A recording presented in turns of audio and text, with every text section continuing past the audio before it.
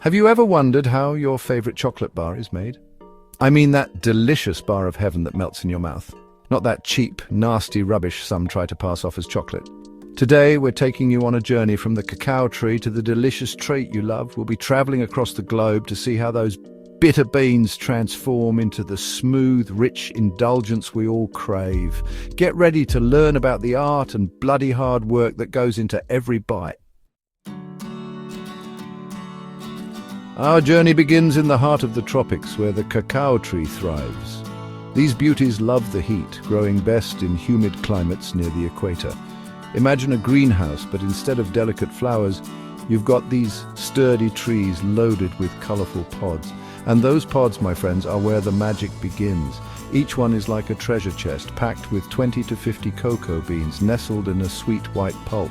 Now don't go thinking you can eat them just yet. Those beans are bitter as hell at this stage. We've got a long way to go before they're ready for that chocolate bar. Forget your fancy machines. This part is all about hard graft and skilled hands. Farmers carefully harvest the ripe pods using sharp tools, making sure not to damage the precious trees. It's a delicate process, not for clumsy oafs. Once they've collected the pods, they're cracked open, revealing the treasure inside, those precious cocoa beans. Now, these beans are coated in a sticky white pulp, which, believe it or not, is actually quite tasty. But it's the beans we're after, so let's move on.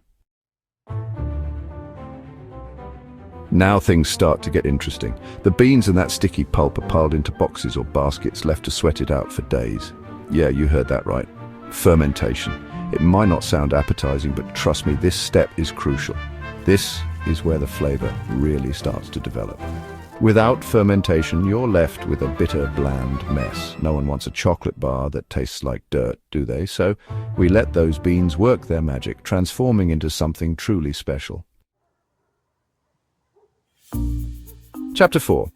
After their little fermentation party, the beans need to dry out. And where better to do that than under the scorching equatorial sun? They're spread out like sunbathers, soaking up the heat for about a week. This drying process is vital to stop them from rotting. Imagine the stench of rotten cocoa beans. Once they're nice and dry, they're packed up, ready to be shipped off to chocolate makers around the world. Chapter 5. The beans have arrived at the chocolate factory, finally, but don't think that they're getting off easy. First, they get a good clean, then it's time for the roasting ritual.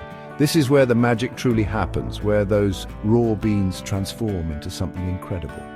The roasting process is an art form, carefully controlled to bring out the unique flavors of each bean. Get it wrong and you'll end up with a burnt, bitter mess. But get it right and the aroma alone is enough to send you to chocolate heaven. Chapter 6.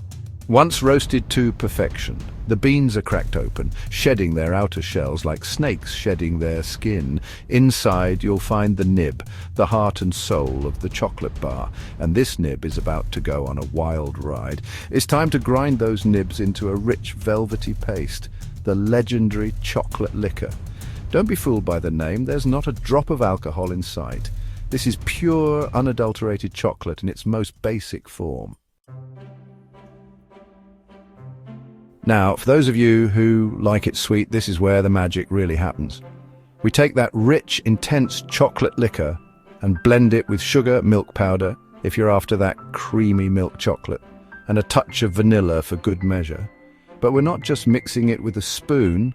Oh no, this is where the conching begins. It's a process as luxurious as it sounds. The chocolate is churned and smoothed for hours, sometimes even days, until it reaches that silky, melt-in-your-mouth texture. We're in the final stages now, but there's still one crucial step left. Tempering. This is where we give the chocolate that beautiful glossy shine and that satisfying snap when you break off a piece. Without tempering, you're left with a dull, grainy mess. It's a delicate dance of heating and cooling the chocolate to precise temperatures. Get it wrong and you'll end up with a streaky, unusable disaster. But get it right and you've got a chocolate masterpiece on your hands. The chocolate's tempered to perfection. Now it's time to give it some shape. It's poured into molds of all shapes and sizes, bars, squares, whimsical animals, you name it. Then it's off to the cooling tunnel where it hardens into that familiar, irresistible form. Finally, the moment we've all been waiting for, the wrapping. Each piece of chocolate is carefully packaged, ready to begin its journey from the factory to your eager hands. It's a thing of beauty, a testament to the hard work and dedication of everyone involved. And that's how chocolate is made, from tree to tree. It's a long and laborious process, but trust me, every single step is worth it. That first bite of perfectly crafted chocolate is pure heaven, a symphony of flavor and texture that's impossible to resist. If you found this interesting, don't forget to subscribe to our channel and check out our other food journey videos. We've got a whole world of delicious discoveries waiting for you.